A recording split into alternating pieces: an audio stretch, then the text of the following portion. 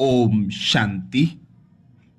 ब्रह्मा कुमारीज की पहली मुख्य प्रशासिका मातेश्वरी जगदम्बा सरस्वती मम्मा, जिन्हें प्यार से राधे मां कहा जाता था, उन्होंने ईश्वर की अर्थात परमात्मा और आत्मा की यथार्थ नॉलेज दी है।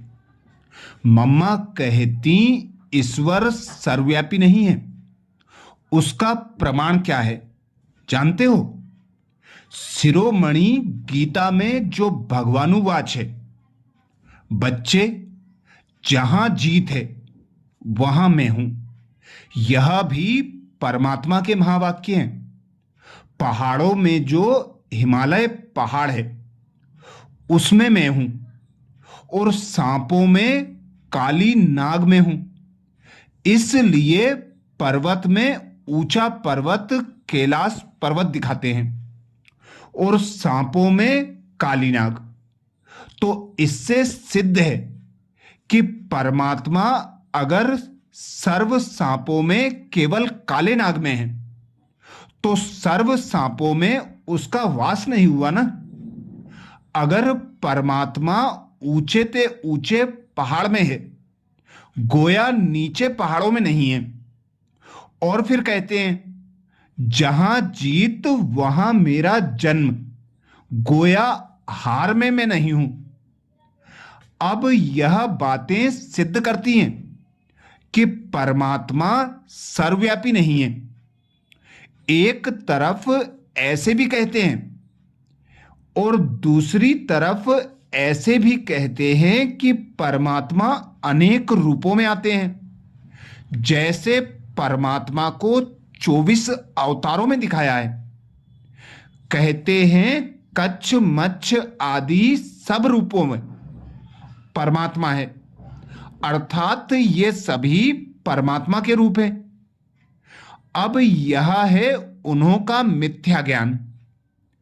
ऐसे ही परमात्मा को सर्वत्र समझ बैठे हैं, जबकि इस समय कलयुग में सर्वत्र माया ही व्यापक है।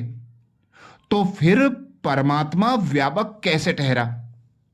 गीता में भी कहते हैं कि मैं फिर माया में व्यापक नहीं हूं। इससे सिद्ध है कि परमात्मा सर्वत्र नहीं है। मम्मा कहती निराकारी दुनिया आत्मा और परमात्मा के रहने का स्थान है। अब यह तो हम जानते हैं कि जब हम निराकारी दुनिया कहते हैं तो निराकार का अर्थ यह नहीं है कि उनका कोई आकार नहीं है। जैसे हम निराकारी दुनिया कहते हैं तो इसका मतलब है जरूर कोई दुनिया है, परंतु उसका स्थूल सृष्टि मौखिक आकार नहीं है। ऐसे परमात्मा निराकार है, लेकिन उनका अपना सूक्ष्म रूप अवश्य है। तो हम आत्मा और परमात्मा का धाम निराकारी दुनिया है। तो जब हम दुनिया अक्षर कहते हैं तो इससे सिद्ध है वो कोई दुनिया है और वहां रहते हैं, तभी तो दुनिया नाम पड़ा ना। अब दुनियावी लोग तो समझते हैं परमात्मा का रूप भी अखंड ज्योति तत्व है। वो हुआ परमात्मा के रहने का ठिकाना, जिसको रिटायर्ड होम कहते हैं। तो हम परमात्मा के घर को परमात्मा नहीं कह सकते। अब दूसरी है आकारी दुनिया, जहां ब्रह्मा विष्णु शंकर देवताएं आकारी रूप में रहते हैं। और यह है साकारी दुनिया, जिनके दो भाग हैं।